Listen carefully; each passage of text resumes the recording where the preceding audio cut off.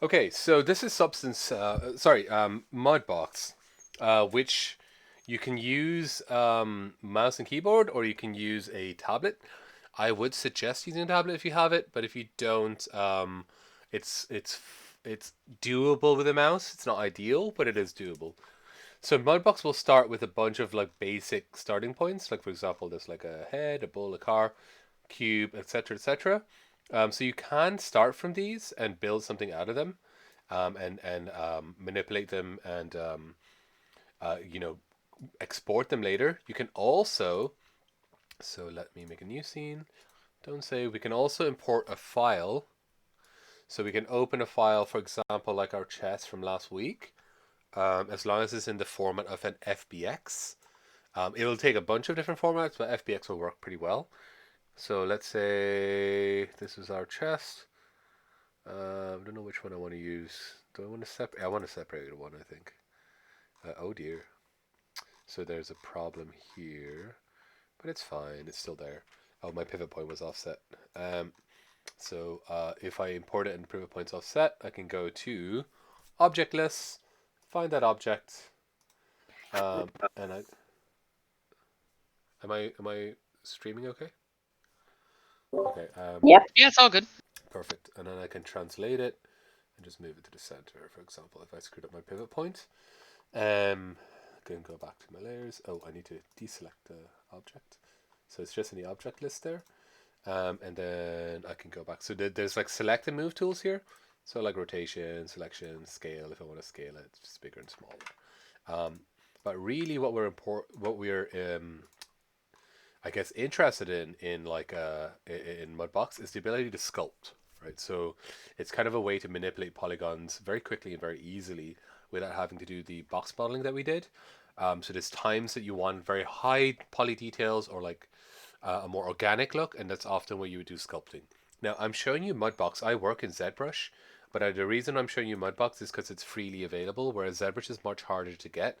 They don't do an educational license, and you can do like, especially as a new beginner, I actually think Mudbox is a better way to learn because it's easier, and once you understand the concepts, ZBrush is really just a UI and a few other tool sets. So I do actually believe Mudbox is easier to deal with.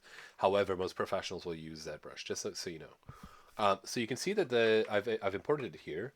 If I right click outside of the, like, not on the model, but outside, actually it doesn't really matter. I can hit wireframe and it shows me the wireframe.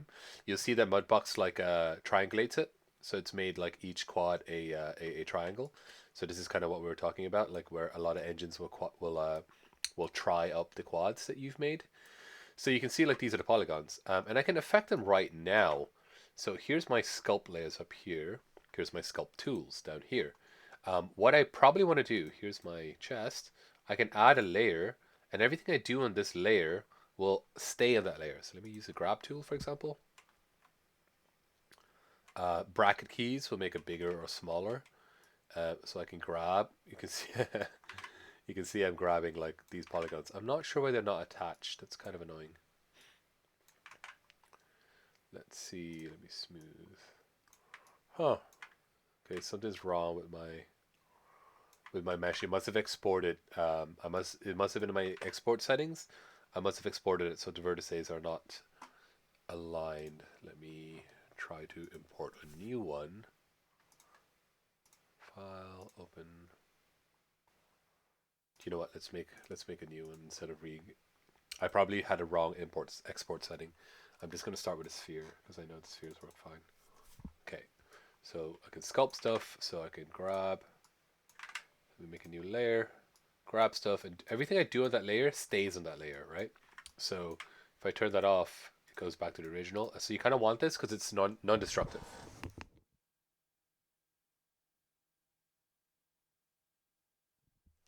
So if I don't like this layer, I can completely get rid of the whole layer. Everything on the layer below will affect the layer above, though. So if I have this, do that, for example, then I go up another layer, and in this layer, I don't know, I do some sculpting, and I turn that off. It's still affected, if that makes sense, but the layers below affect on top, right? So let me delete these two. Oh, I can also control the sculpt strength. So sometimes some people like to work on a very high sculpt strength to see the details, and then they adjust it to kind of like, oh, okay, I kind of like it like that. But when you export it, it'll export as a single thing. So let me just delete that again.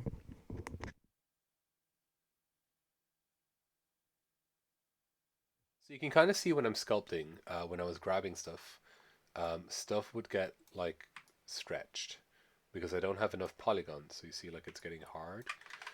This is literally just a sphere that comes in, where you can see all the wireframe there. So it can get like very pokey and like stretched. So I need to add more polygons. So I would need to subdivide. Um, oh, actually, sorry. Just before I even start, the annoying thing about 3D modeling software, as I said before, they all have a slightly different way of working. So in this one, to rotate, it's Alt and left click. Alt and middle mouse will pan, and then scroll will just scroll. So it's kind of annoying, but you get used to it after a while, swapping between the different 3D programs. So let me add a new sculpt layer. With each tool as well, let's say I'm using a grab tool, you have a X mirror, Y mirror, Z mirror, and you can have a local X as well, which will follow the pivot point. In this case, it's already centered and the pivot point's in the same place, so they look like they're the same. But local X, Y, and Z will follow pivot point. X, Y, and Z will be the world X, Y, and Z. So I can do an X, for example. That means whatever I do on one side, and this is great for like sculpting faces, will go to both sides, so it'll be symmetrical, right? And generally, you want to work on a lower layer first. So let's say I'm just going to make a really simple, I don't know, like Jack Skellington or something, because it's a pretty simple thing to do. Let's give it some cheeks. So like smiling a little. And you always want to work from like the simplest you can to higher. You don't ever want to start adding a lot of detail until you're done with the base level. You see the way I've kind of pulled out, and there's a little bit of a wrinkle here. I don't know if you can see that in the screen, but this wrinkle I'm going to try to smooth. So you can either use the smooth tool here, or you can just hold shift, and shift will smooth. For any of the tools, the strength is controlled here. So like smooth strength, let me just drop that to a little high. And sculpt strength and grab strength, they're all here. Any tool you select, all the properties are here. Cool. So let me just make it a little bit. Okay, so let's say I'm there. Give me 2 seconds, sorry.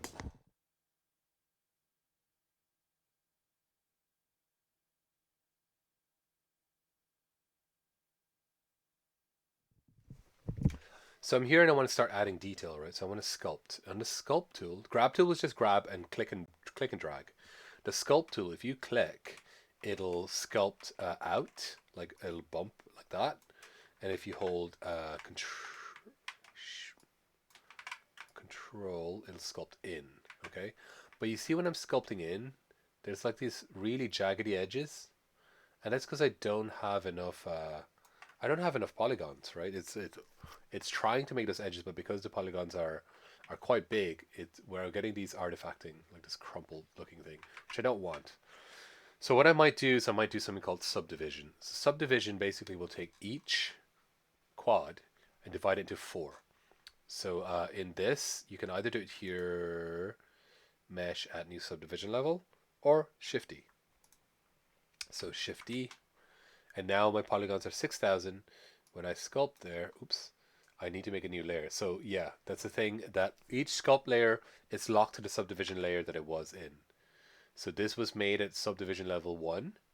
So when I add more polygons, sorry, I need a new sculpt layer, and this will be at subdivision level 2. And you see when I sculpt it, it adds there too. So it's locked at that level. So if I want to go back, I can. Let's say I'm doing some stuff here, and I'm like, oh no, these eyes are not big enough. I can do page down and page up. Go back down to 1. Make my changes. So I might like grab around here. Maybe grab.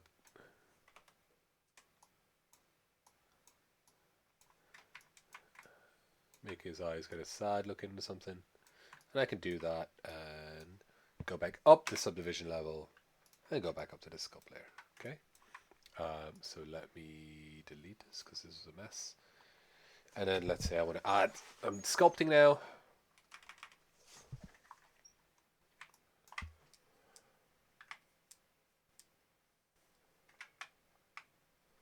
What's my strength? Very high. I might go lower strength. I like working on a lower strength because you kind of get like a little more control. Okay, so I'm not going to be beautiful. I'm just going to get like more or less like a little mouth shape, and you can hold shift to smooth it out. So you generally be doing that, like you'll be kind of like sculpting and smoothing. I probably need even more polygons to be honest. Um, oh, sorry. Let's add another subdivision level and add. Yeah, it's kind of messy. I'll delete that one. Start a new one. So I'm subdivision level 3, and it's hard to know how many polygons you have until you've, I guess, done it. And you're always like smoothing, right? You're always like smoothing it down to flatten it down. It's all these wrinkles. I don't like them. They shouldn't exist. And there we go. So I'm kind of making like a little math here. Great stuff, smoothed. And you want to make sure these kind of wrinkled areas are clear. Do you need to worry about that? No, you don't need to worry. You do and you don't. So with ZBrush, you get a little more leeway how much you need to how many polygons you can get away with before you need to worry about Polycan. So you don't need to know the exact reason, but basically ZBrush will convert it to like some sort of 2D thing. It's called like Quixels, not Quixels, I can't remember. There's a name for it. Zoxels or something silly. Whereas Mudbox will work in full 3D. So this is an actual full 3D. So it's fine for most computers until you get to about like a million and it starts getting crazy. So it really depends on your computer. But you don't fully need to know exactly how many polygons because we will retopologize. So yeah.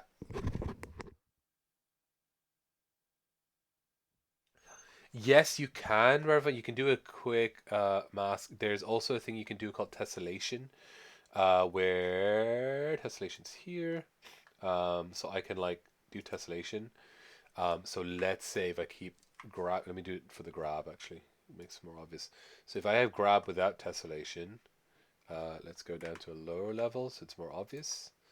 So if I grab without tessellation, it will obviously stretch, right? Because it's not enough polygons there. But if I grab with tessellation, it will add more polygons as I keep, oop, yes, go on. As I keep going, and you can see as I keep grabbing, it keeps drawing more polygons. It needs to triangulate, but that's fine because we'll retopologize anyway. So it works like that. That's fine with tessellation. So you can just turn that on. You can also subdivide certain areas, but I probably wouldn't in Modebox. I've had issues with that. You could try, see whether it works. Um, yeah, it's generally better to keep it uniform in Mudbox. In ZBrush you can, it's a bit more stable, but in general I'd try to keep it. Just for your own sake as well, for your own sanity. Okay, so I'm not gonna spend too much time sculpting, but let's say I'm doing like some little laugh lines here. Let me smooth that out. And then what I could do as well, if I want like to have like this be, like a dimple or something, I could do a pinch. And a pinch, well, literally pinch. Uh, Come on, buddy. There we go. So it makes it look like a little dimple. And I can shift as well, but I can pinch. And the same here if I want to like squish certain areas or like define edges. That's how you do it with a pinch tool. You define them like that. So they're kind of like, you're literally just pinching the edges. So now it looks a lot more clean, right? Let me turn off the wireframe. So it looks much cleaner because I pinched the edges. Technology means art. Okay, so then what else do I have? I can do a, let's see, where's wireframe? I can do bulge. Bulges will allow me to, literally as it says, bulge. Just do that and it bulges out. Or I could bulge in with like a control as well, and I'll bulge in. And again, I can like pinch around the edges, like so, so kind of define the eyes like so. And then if I want, I could also use the grab tool to kind of like, oop. Oh, because I have tessellation on. No tessellation. To kind of define. Oops, I messed up something there.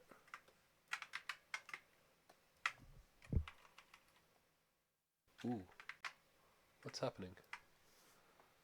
What is happening? Strength lower.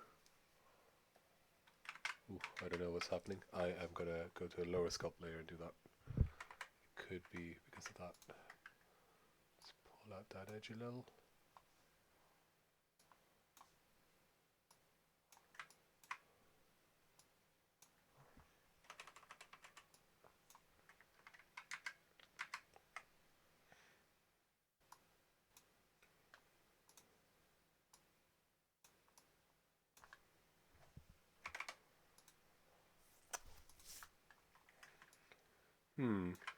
Let's undo that. I think I'm having some problems with the, oh god, what's happening? Oh god. Is it because I turned tessellation on and then back off? I don't know. It could well be because I screwed up with that. No.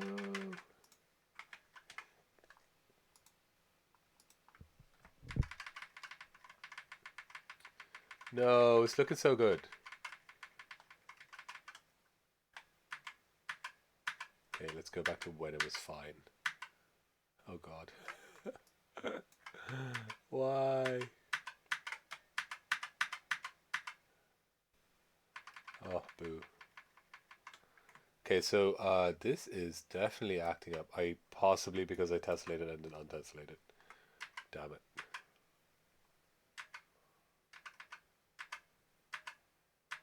Rip.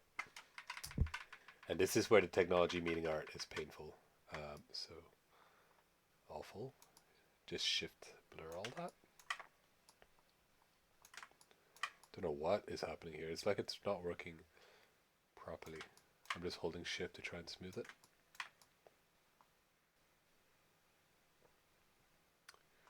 Okay, so that's never happened before. I do know 2022 has been having some problems even in 3ds Max. So it's been kind of buggy. I don't know what they're doing in Autodesk. I had some problems with cloth simulation the other day as well. Okay, so anyway, back to this. So if I bulge down, that'll go in. I can also do like a flatten.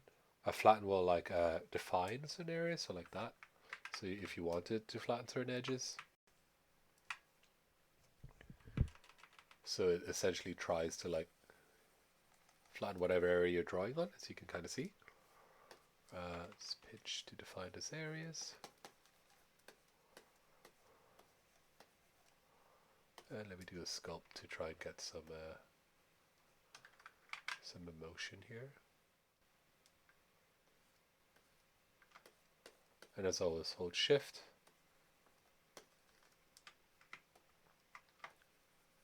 To smooth.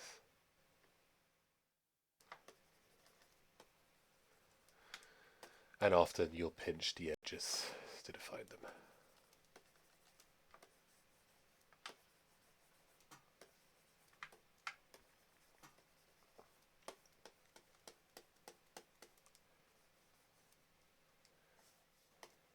I don't even know what I'm making, by the way, so apologies if it's kind of creepy. Okay, so let's see what else. One thing that's very good is where's the tool?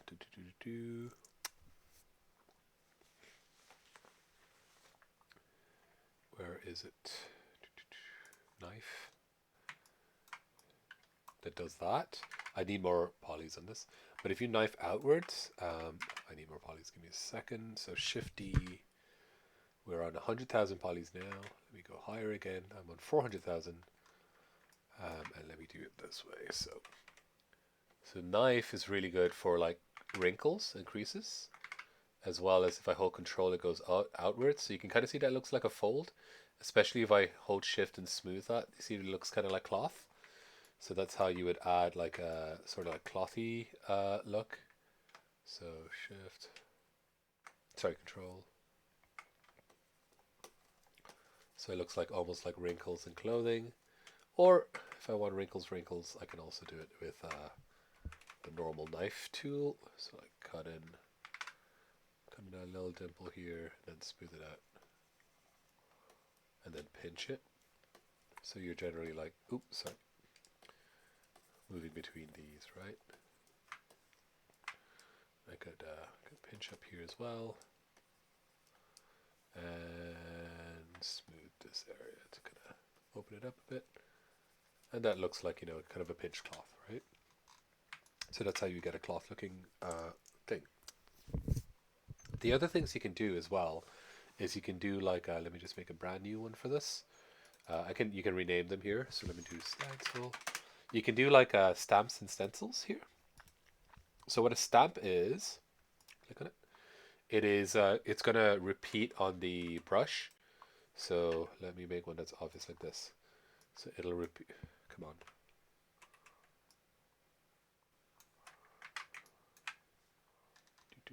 Strength higher.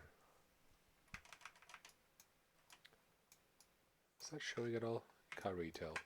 Oh, it's too. Dang it. Which one would be more obvious? Maybe like this. Can you see that? It's getting like a little cut thing. Strength is high. I may need to subdivide again.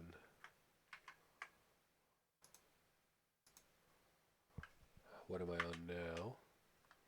1 million. Okay. I think we should be good at here. So there we go. So I don't know if you can kind of see that now. A stamp will stamp in like literally that shape. So it's a black and white alpha. It'll stamp in that, and if I keep stamping, it'll add more.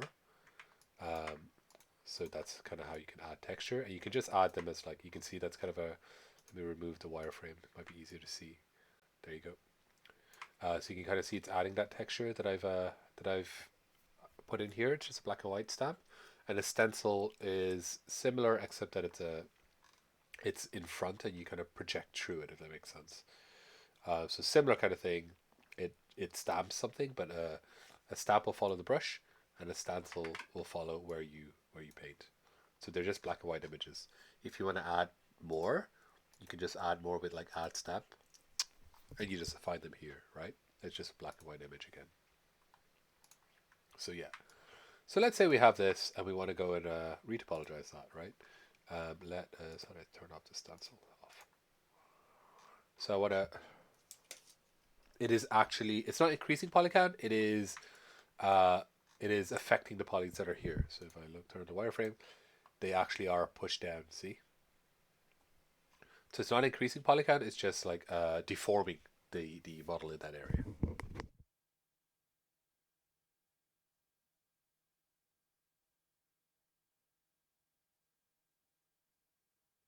But yeah, it's complicated because a lot of these things, especially like a very light stuff, you could probably do in Substance as well. You could probably do it in the normal map. You probably don't need to do it in sculpting. So it's kind of like it's complicated for you because a lot of this tool was created back when you couldn't do that easily in texture, and a lot of the stuff you can do easily in texture now. So like when you want to do stuff like fine details like this, like if it's just surface level stuff, I would probably just do it in Substance nowadays, personally. Uh, yeah, it's up to each person. Some people work differently. Stuff like this, where it's very little, very light, I probably would do in Substance, to be honest. Obviously, bigger stuff like this, huge cut, or like the cheekbones and stuff like that, you can't. That would have to be modeled. So let's say I have this, right, and I'm happy to go with this. I'm not, but like, let's say I'm happy. On the object list, ooh, let me save before I crash. Save scene. Weird face.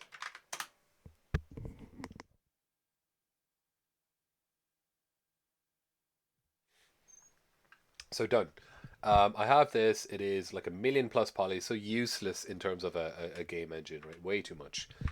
Um, but like, let's say I'm happy and it looks nice, and I'm like, okay, now I need to make something that's usable in a game engine. So I need to do something called retopology.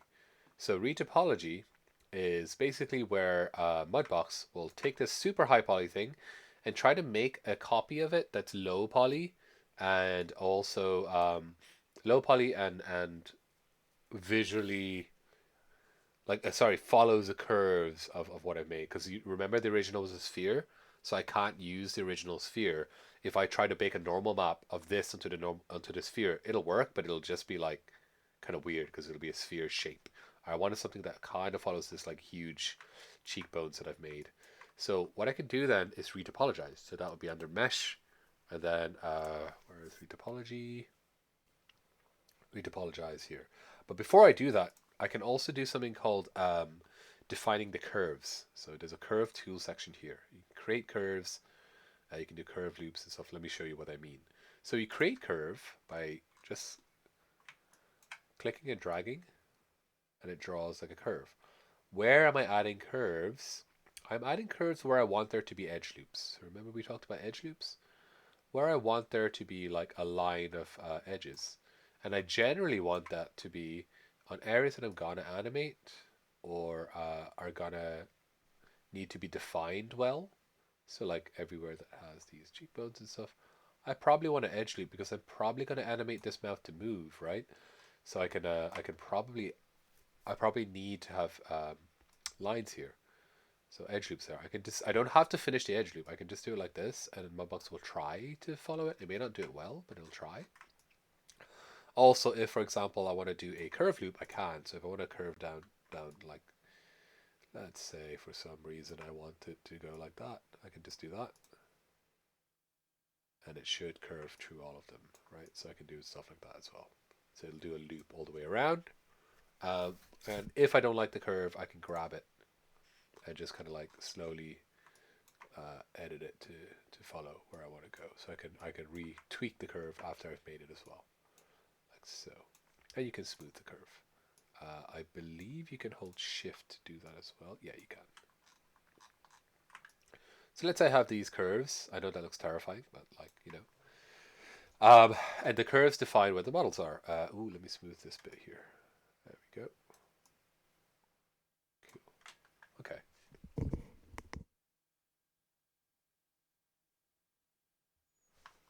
Then I can go to retopologize. So that would be mesh, retopologize, new operation.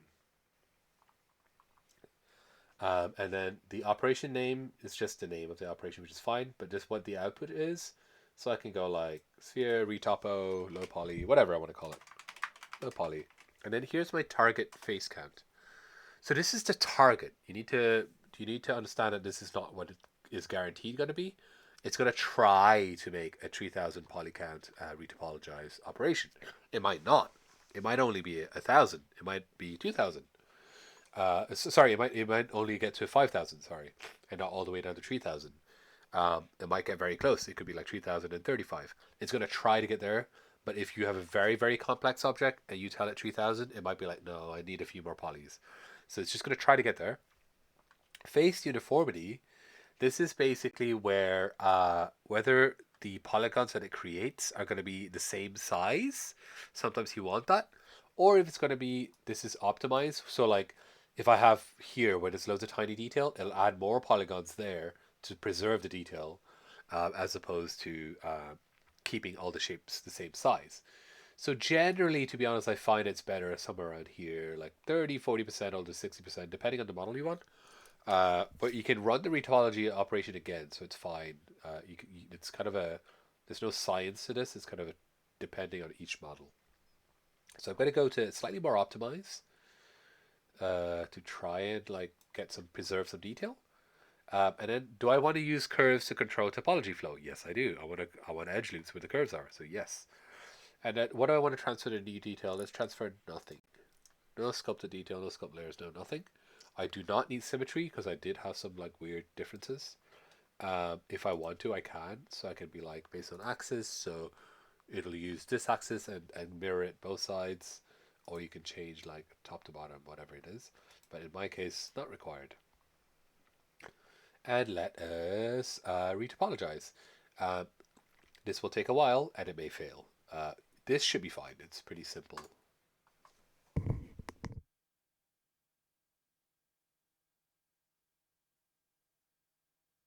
Oh, the purpose of keeping them uniform might be for like if I have a very unimportant thing, let's say a rock or something. I don't really care that much about detail. I'd rather it be neat. Then I might do uniformity there. Also, if depends on the workflow. Certain studios like uniformity as well, so it depends. You also might get better results with, let's say I'm making a box, right, like a chest. I might want uniformity there because if I don't do it uniform, it might put too many polys in like the little crevices of the box and kind of give them too much detail. So generally, the more like hard edged or flat it is, the more uniform you want to be, and the more organic it is, the more optimized you want to be. Generally,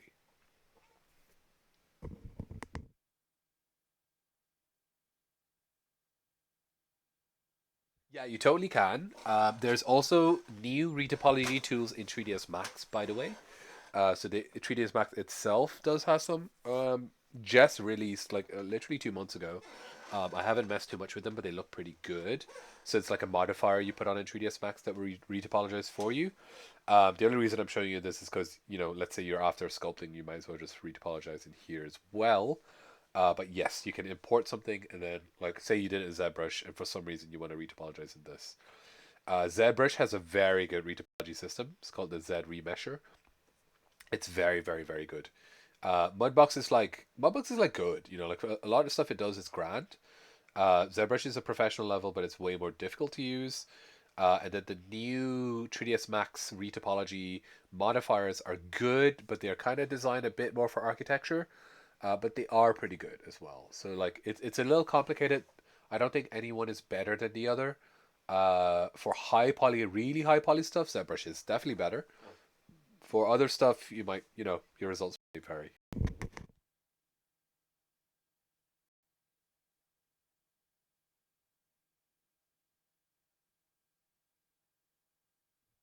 In my own stuff, yeah, I generally would.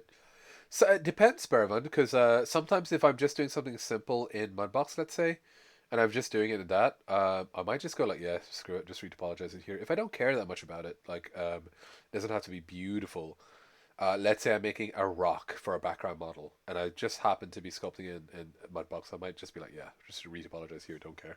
If I was making like a character that I spent like 6 months on, well, maybe not 6 months, but a month on, I might go to ZBrush because I might be like, I really want this to be perfect. So just, yeah. So you can kind of see what I mean, where it's added a lot more detail in here, the eyes, because it knows there's a lot more edge loops and edge flow here. Also here, where there were two curves very close, it's added more topology there because it's trying to keep it neat. And then like big smooth areas, it's like, oh well, they're fine, so we just make them less uniform. Whereas if I made it more uniform, oh, you can see it's kind of following the shape as well. That little bit, the bits of cloth that I made. Whereas if I made it more uniform, it would try to keep all the models as neat as possible. This is where you may have problems with the optimization. So sometimes it like weirdly thinks like you may need a lot more detail here where I don't. So I might actually run this again. And this time I can also retopologize a retopology. I can do that. Let's try to go to like 2005. Let's add it a bit more uniformity, something like that. And let's try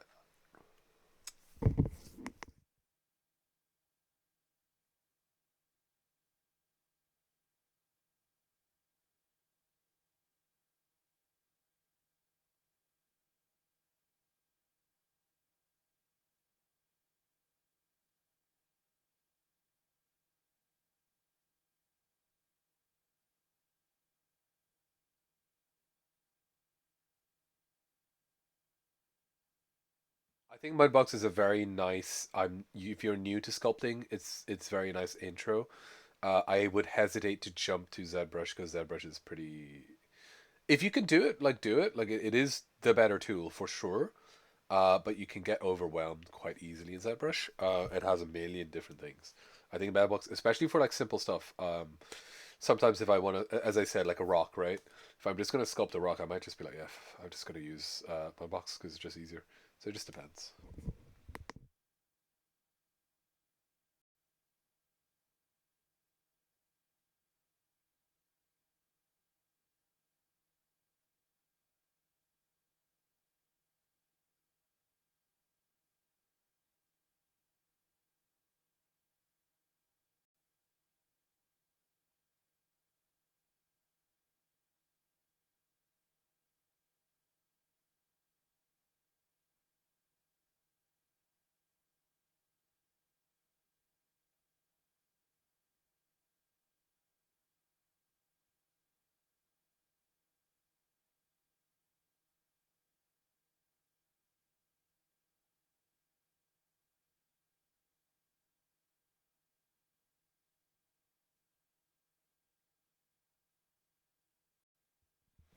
I may have crashed it. I'm not sure. Oh no, it's going. It's going. It's going.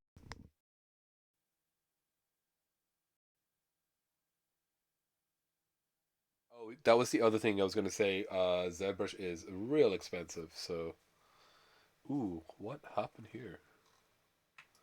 What in the world? Am I showing two of them? Oh no, does it give them the same name? Is that why? Oh yeah, okay, that's fine. Okay, yeah, it's just two of them there. Cool, so that is Retopo 2. My original sphere is there. Yep. So this was low poly 2. I mean, not that much better to be honest. Probably run it again, but let's say I'm happy with this. So yeah, it is kind of a bit more of an art than a science. Like you kind of need to tweak with the numbers until you get what you like. I obviously must have added something dumb here, so it's having issues on that side. But anyway, so let's say I'm happy with this. I'm going to export this. You select I'm in the object list. You can export selection.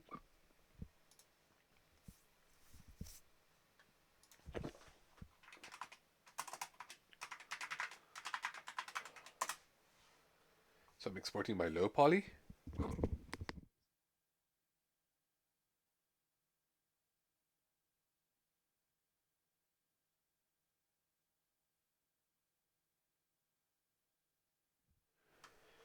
And then I'll export my high poly when this is finished. I'm not sure. Is that finished? I don't know if it's finished, but I assume it is. So there's my original high poly there. So file, export selection, weird face, high poly.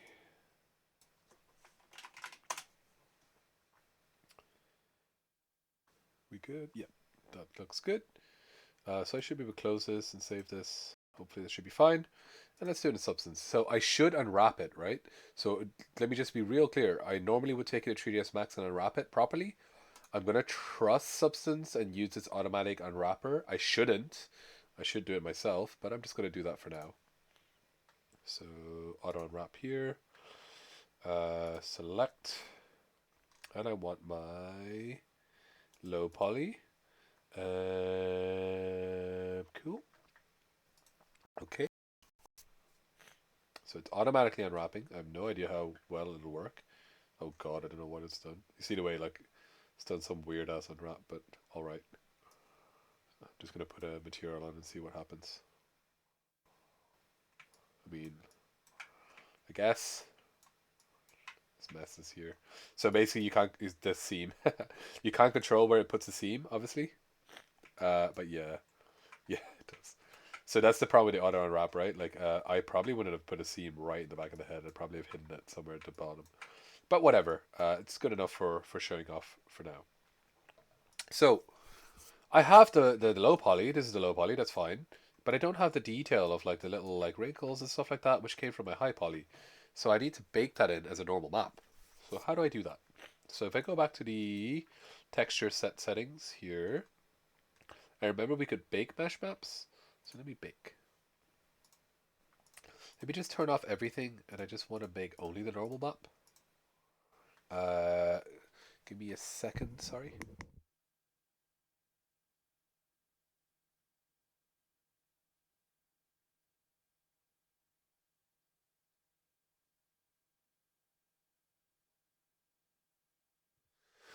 Apologies, I'm getting some pretty bad allergies.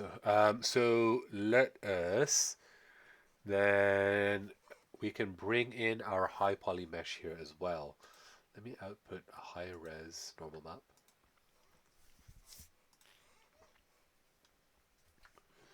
So there it says high definition meshes. This is where I can add my high poly meshes. So add my high poly. And I want to use cage, right? Like what a cage does is basically on the low poly, it creates like a bounding area. The cage is like a almost like it's called a cage because it creates a cage around it, and any high poly detail in that cage area is grabbed. Now, one thing that's annoying about Substance is even if I say use, oh no, I don't. I'm going to use this instead. This is the cage. It doesn't show me where the cage is. This is based on old 3ds Max stuff. So like in 3ds Max, you can see the cage and you can control the cage size. You can control the cage size here, but I don't. It doesn't show me a representation of the cage, which is kind of annoying. It also doesn't show me a representation of the high poly mesh, but it's way easier to do in 3ds than in 3ds Max. It's a pretty hardcore operation in 3ds Max. So really, what we've tended to do is add the high poly and just kind of tweak these distance until it happens. So I'm gonna make selected textures and just see how it works.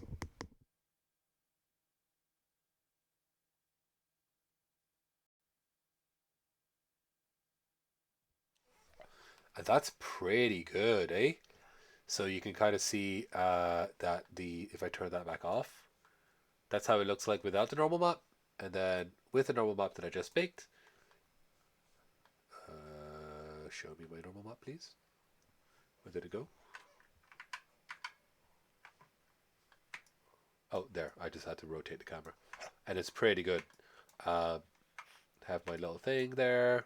There's my detail. See that from the high poly sculpt? So that's all coming in. All that detail is coming in. Pretty good. And this is a lot easier than what we used to have to do. It used to be awful. Like you have to do all sorts of stuff in 3ds Max to project all this stuff. Substance is beautiful. It just does this. So you can see all that little detail. Job done. And that is a normal map. Happy days. That is my normal map done. So let me go back to the bake mesh maps. I don't need a normal map anymore. But let me bake the rest of these. So let me tell you what these are. World space normal basically tells any program that takes in the world space normal map, including substance, where things are on the model in relation to the world. ID is a slightly different thing. We are not going to use ID. I even rarely use ID. ID is basically where if I have a model that uses 2 or 3 different materials, I might have different material IDs. So it would know that like this part is ID 1, this part is ID 2, so it's going to use material 1, material 2. We don't have that, and most of the time it's not common to use that unless you're like really high, like if you're like a proper game artist doing stuff for a AAA studio, you might use ID stuff. So I wouldn't worry about this ID stuff yet. If you get more advanced in 3D modeling, you might use that, but for now it's fine. Ambient occlusion is basically like anywhere there's little crevices or small details, it'll add shadows. Anywhere there's like contact patches between each other. Curvature defines where like the model curves. So you see the edges here. It's gonna be like okay, there's a curve here, right? Because there's like a little sharp edge almost, like not that sharp, but there's a sharp edge. So it'll define those areas. So use that. A position is similar to world space normal. It just says like this is up, this is down. And then we do a thickness, and a thickness is very good for. I don't have that many areas. It's kind of blobby. But if I had like a really thin area, it would like highlight that area. It's like oh, this is a thin area, and that's good for stuff like if you imagine like jade, a material like jade, it would use the thickness map to be like, oh, this area is thin, so make it look like light is shining through it a little bit. If you think of something that's slightly transparent, or like a jelly bear, a gummy bear, right? Like where the ears are, more light shines through, and then where the belly is, like less light shines through. If that makes sense.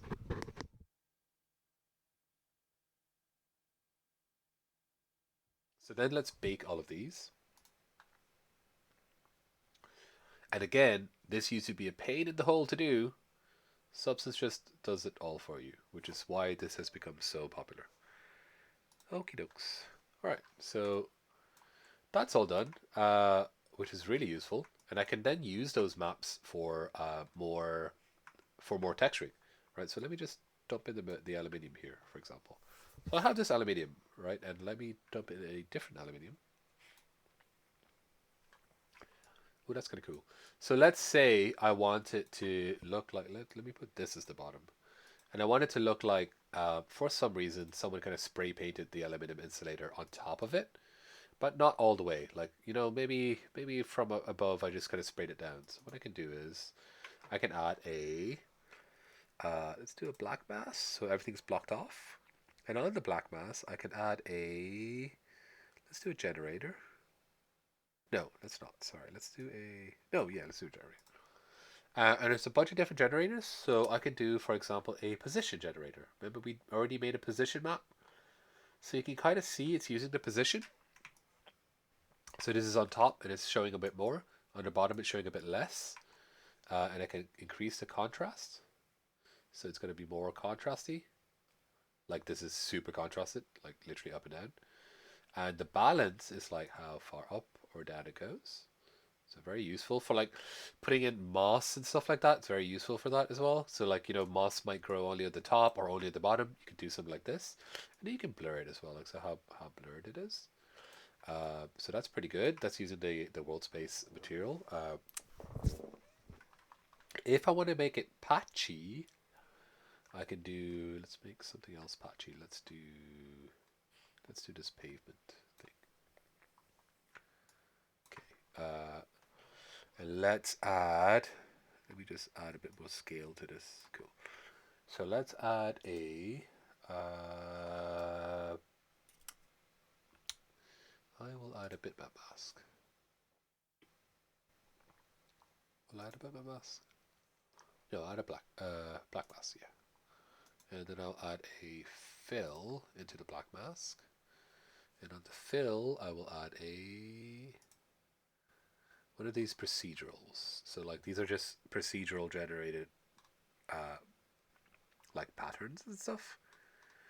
So I can add something like a, let's add a blobby black and white spots right into the fill.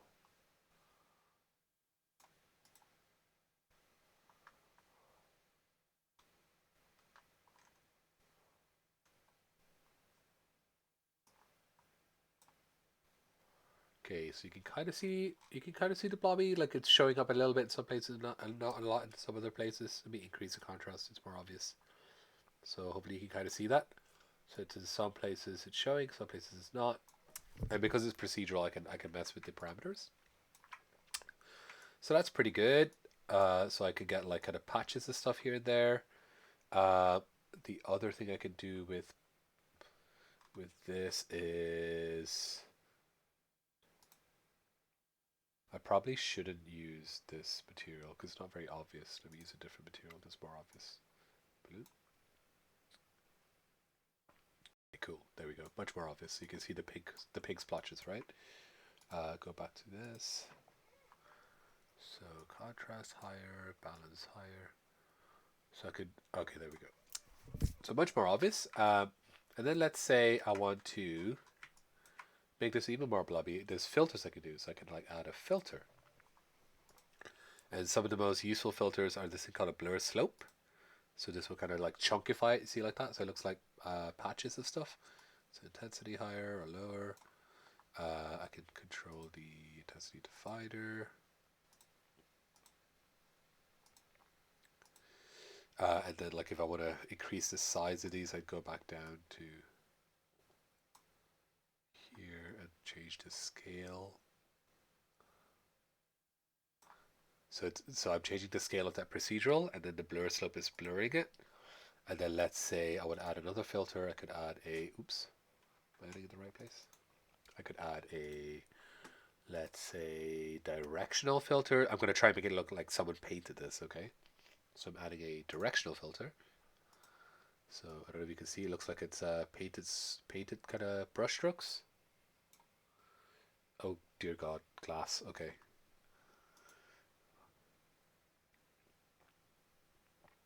Okay. I can yeah, I can try. I can add a, let's do a contrast as well.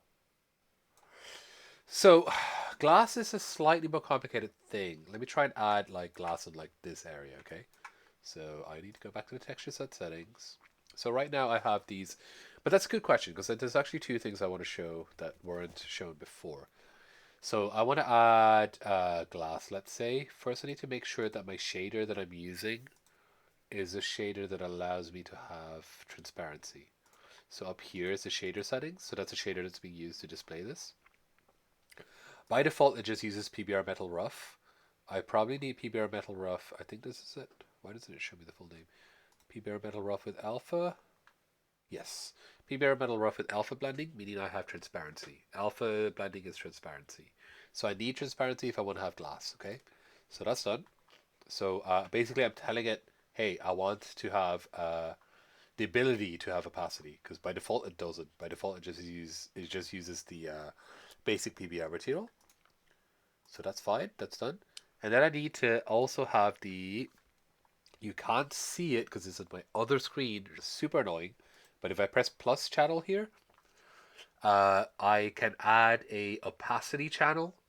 You should see it appear here. There we go. And I can add a emission channel. Emission is for glow, opacity is for transparency. So that's good. So let me add a fill layer now.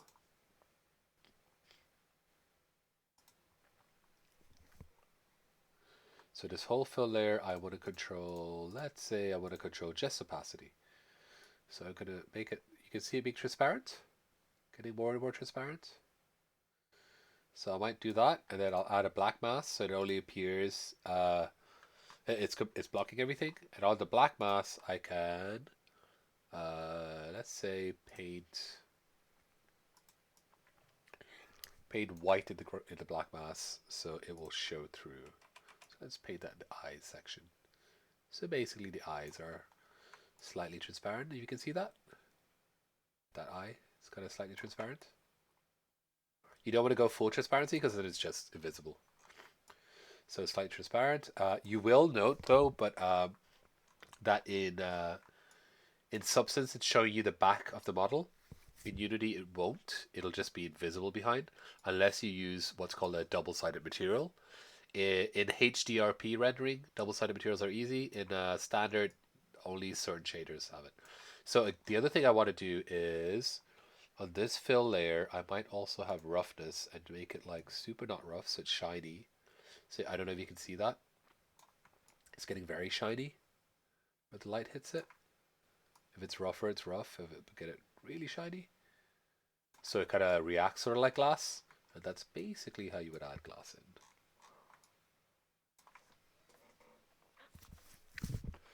Ideally, what you want to do though is you want to have like all the glass bits separate, and then like just add a material to the glass bits that is transparent and shiny. That is easier. I definitely have had issues before trying to blend materials like this with opacity. It's fine for everything else, but with opacity, sometimes Unity, if you're not using HDRP, the standard rendering path can have issues with transparency. I would do doubles. Sorry, a model with faces on both sides is what I would do. What you can do for something like that is in 3ds Max. Let's say you make the shape of the vessel. You can add a modifier called shell, and the shell will kind of like push that one layer of polygons into like an inside and outside layer. So shell modifier, it's useful for that.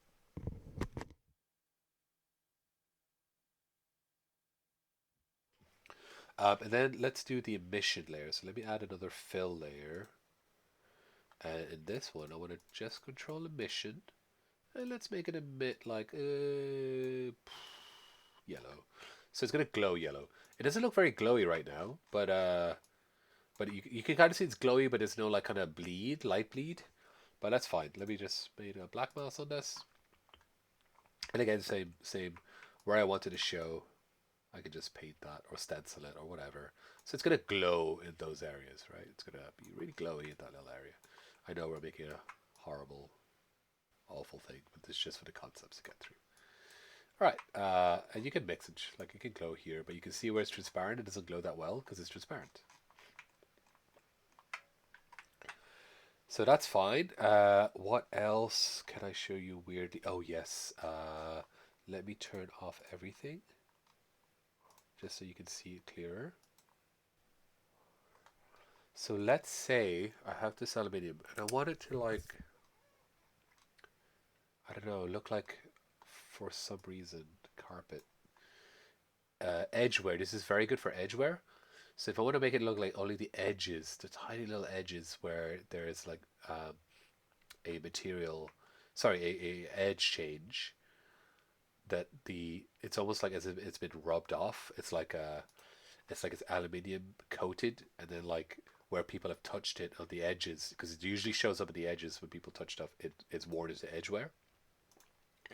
So I can add a black mask, and let's add a generator, and let's add a curvature generator. So this curvature generator, and a curvature generator will use the curvature mask that we baked. So let's use that.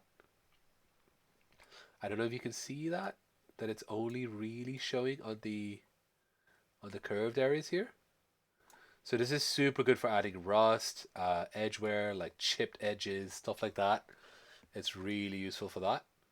I'm using a stupid carpet material, so it shows up, but it's pretty. It's amazing. Like Substance is. There's a reason why it is literally in this industry standard within, I don't know, 3-4 years. Like it just took over everything. There was a thing called Quixel a long time ago, but yeah. And you can invert, right? You can invert the whole thing, so it's the opposite instead. So it's like as if it's carpet, a carpet material, and then like underneath the carpet material was metal, and it got worn away by people touching it and stuff, or like bouncing along stuff. So you can invert it. So it's the same kind of thing, concept, but opposite. Which is pretty good, right?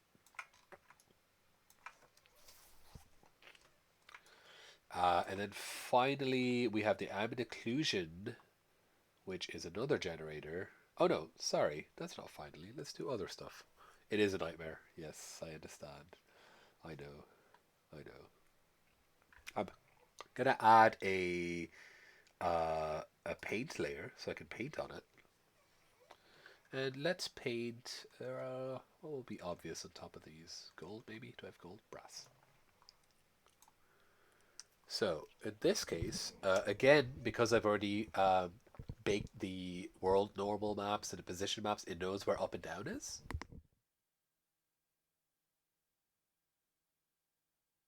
So I can use that information to use where is it? Particle tool. And particle tools will drop particles of whatever I'm using. So let's do a little bit of heavy leaks. So you can kind of see what it's doing here, and you can control all the parameters here. It's very complicated, obviously, but just stuff like spread and like how long the particles survive, and it shows you an indicator of how it works. So all I need to do then is just like paint. Can you see it? Is it too little? And it's just like kind of, it knows which way to go because we already baked the mask map, the map. Let me make it bigger. Blech. So that's kind of how it would leak across, right? Like so, it would understand the particle direction, and it's leaking down. I can also do like a rain, so like rain.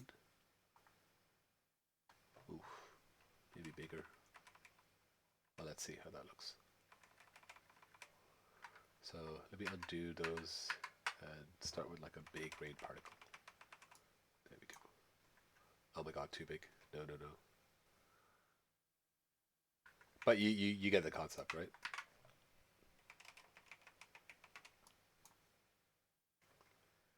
Okay, getting there. A little bit less. No, it's pretty good. It's really cool. So there we go. Like it's just spotted rain, and there's like Bojo and stuff. Like these are veins, which are kind of cool for to kind of make like a, especially if you want to make like a, what do you call it? Uh, Organic kind of like stuff, like where it's like it's getting infected or whatever. Veins are great. You can do like fractures. So I can make like those Japanese bowls that are broken, and you like fix them with like gold. So you can do something like that. Like, and you can control. Like I have by default it's doing loads. That's way too much possibly, but you can control how much it goes based off like the speed, live deviation, how many particles there exist, stuff like that. So it's pretty cool. It's a very useful tool, this Substance Painter. Laser impact is great for like little shots and stuff, and you can do like birds as well, which are great for like you put them up below stuff. If I have a material that's kind of like black and carbon, you would do that, and you can see it spreads up like it's burnt. So it's very useful for that. Like, let's see if I can add that material here. Let's add a like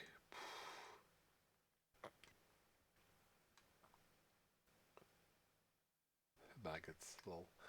I have a like a rust material might work.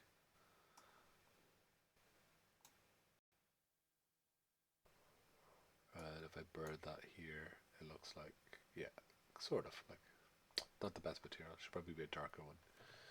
And again, you can control the particle parameters. And you see the way this was going up, the others were going down because it knows the position because we baked it. You have to bake the map first though, because it might not know which is up and which is down.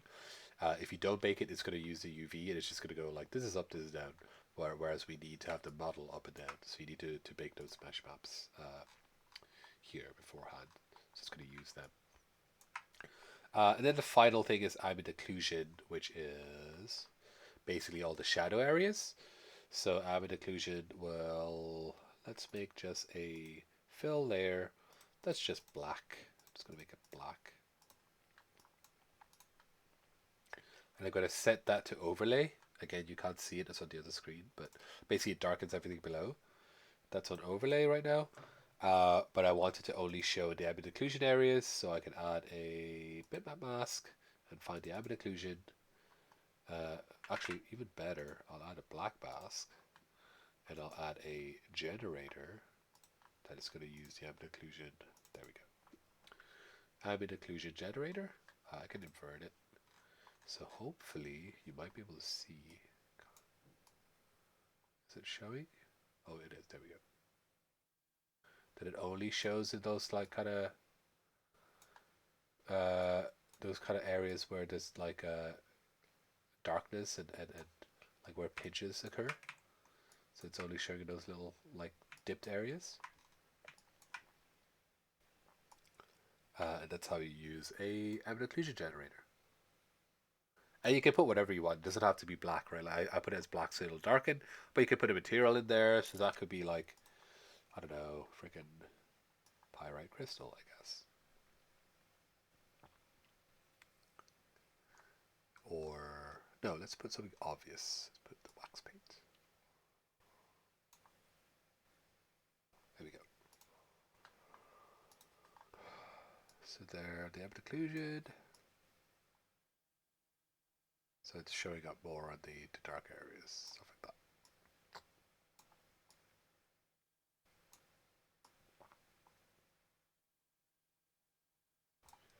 Cool. Any questions so far? So we just did like a huge, like real fast texturing Smash crash course. Did we do emission yet? We did do emission. Where's my emission layer? There we go.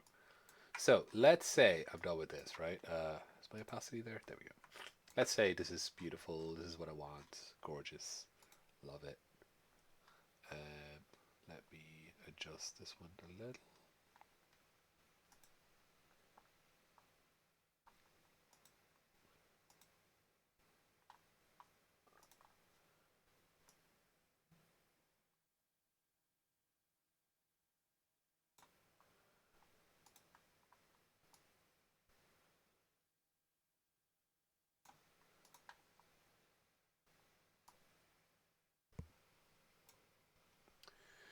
You put it in the emission channel in the standard map. No, so these will export as like textures. So like this is a low poly model. This is only 3,000 polys, and this all export as just textures. So they just go in the material. It should be fine. So what was I going to show you? Oh yeah. You can render this. You can obviously put it in Unity and see what it looks like in Unity. You can also do a fancy render if you want. If you go to mode, rendering.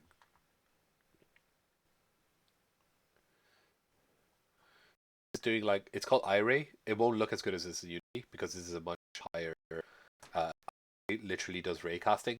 So it's doing like some fancy ray casting going on here. So you can see like the detail looks a lot better. But this is also where I can add stuff like post effects. So I can do glare, which will give me, why isn't my glare showing? Bloom.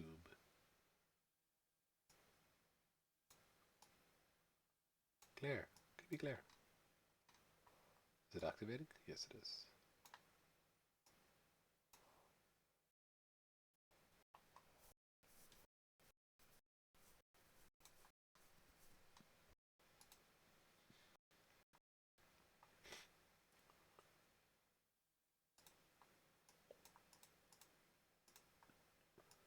Huh.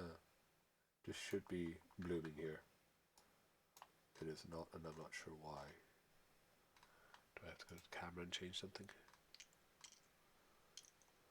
Oh, tick. Oh dear God. Okay, luminance down. So threshold is like how bright it has to be or how glowy it has to be before it glares. So this is kind of like this is where you see where the emission map would glare a bit more than everything else.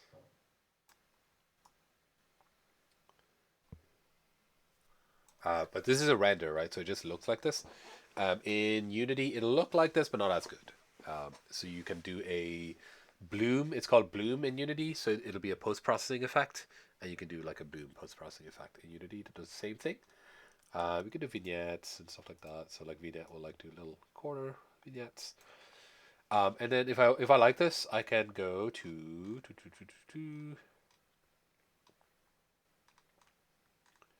where is my render? Oh, I can change the environment as well. So like depending on the environment, let's say I do a studio lights. Lovely. I should be able to export this, and I always forget where to go to export this, so apologies. Even if I've done it 5 seconds. There we go. Save render.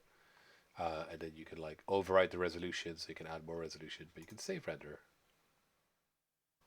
Call it whatever, desktop. Beautiful face. That's not good enough. Let's add more bloom. There we go. Just a little, yeah, there we go.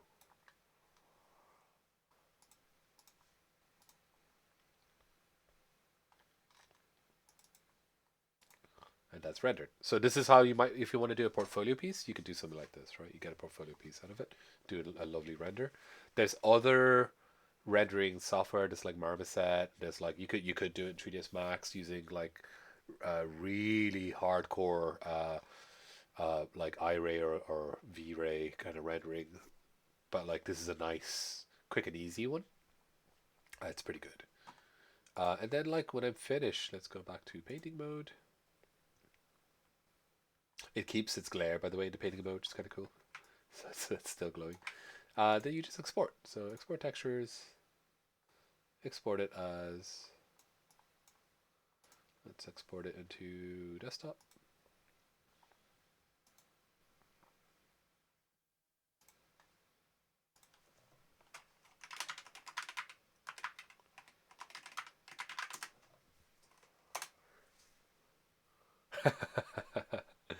Yeah.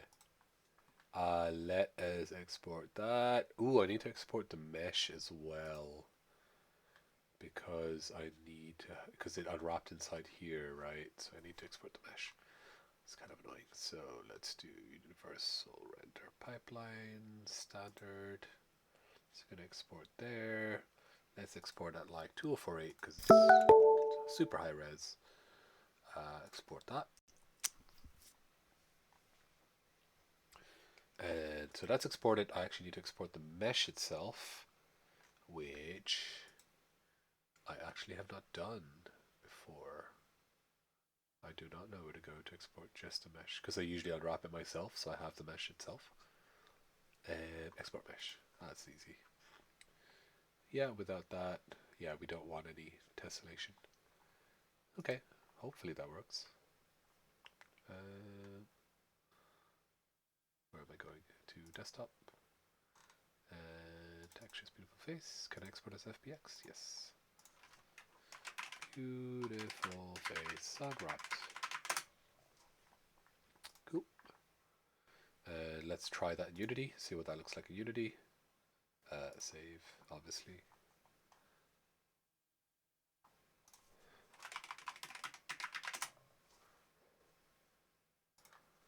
Now we wait for Unity. Metallic standard will Good question. It should have the opacity blended into the albedo. It should. Let's go to white box.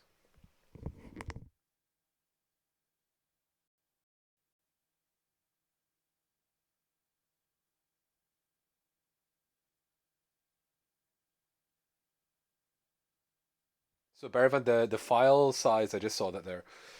So the file size depends on the resolution of the textures. The mesh itself is usually very small because I only have a 3000 polygon mesh. Did I save it in chest? Where the feck did I save these things?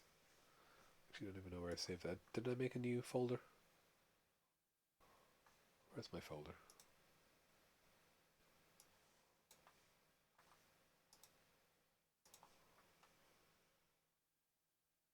Yeah, I did. Yeah. So this is the folder with the textures in there. The unwrapped thing itself is like, look, 367 kilobytes. Like the meshes are really small, especially when they're low-ish poly, because they're just like a bunch of text essentially, maths information. So it's super low. The textures are the big ones. So like each of these textures, they're like 2 megs. Well, ooh, that one's very low, 75.6, because it's just one color, I guess. And then this one is 3.43 megs, 6 megs. So it depends how much details in them. But yeah. So skip new version.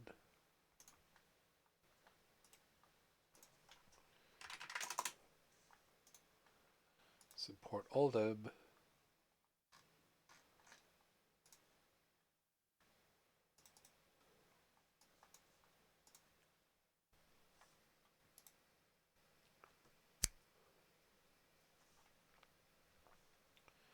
Cool. So beautiful face should go in.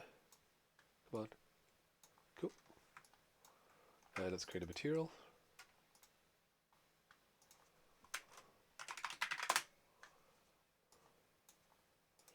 And in the material, the albedo goes there. Should have its transparency in there. It won't. It won't yet because we're rendering mode opaque.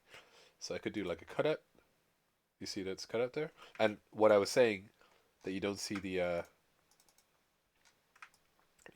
behind it because like the other polygons are back facing, so they won't show. So you can't use the standard shader if you want to do back facing. There are shaders that allow double sided, but you generally want HDRP because HDRP, the standard material, you can set to double sided. Um, but in this case, actually, don't know, did they update it yet? They were going to update it to do double sided. Oh, double sided? No, global illumination. No, it doesn't seem to have it there. We could do a fade, so it's slightly less kind of thing. Uh,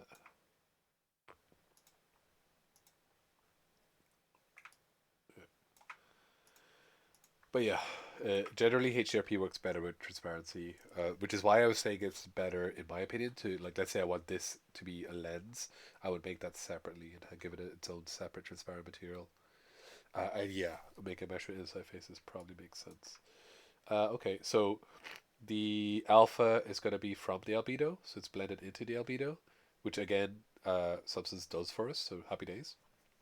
Emission, yes, I want to use emission. I don't want to use color, I want to use this map.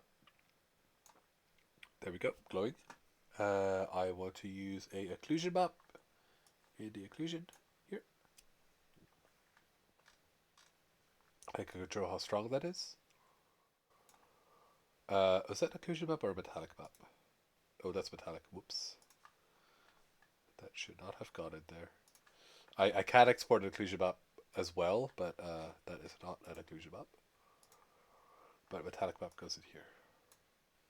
There we go, shiny metallic. And then the normal map, you see it's all smooth, but I need the normal map. Goes in there, mark as a normal map. So you see, like, it's not quite as good in Unity, but it's pretty good. Like, especially this is real time, I'm gonna be in game and stuff. And this isn't even HDRP. So like this doesn't glow because I need a post processing effect, so I need like a post processing bloom effect. But it is emitting light. So happy days. Cool. So yeah, I guess that is pretty much it for a really fast run through. I don't think I can cover animation, unfortunately, because that's a whole thing by itself. Um, you all have seen Mixamo, which is fantastic. That's kind of all you need to do for bipedal animations for now. I wouldn't worry about any of that stuff. But if yeah, do you have any questions before we finish up, like with regards to the project or anything like this, or